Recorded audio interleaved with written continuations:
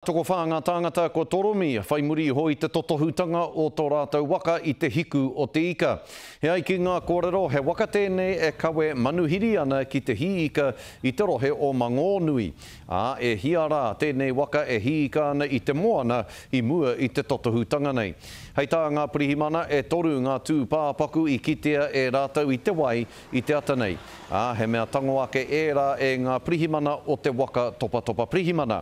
Ko tahia no te tū pāpaku i kitea e te hunga o tētahi waka e āwhina ana i ngā pirihimana i roto i tēnei kaupapa.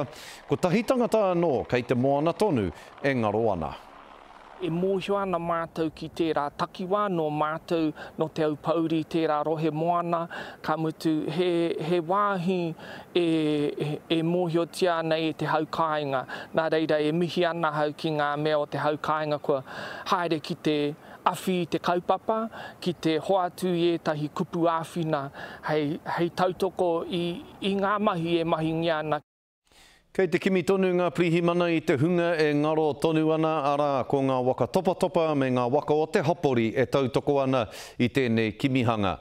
Kei te mātakitaki hia hoki e te taha moana i te rohe o te pua.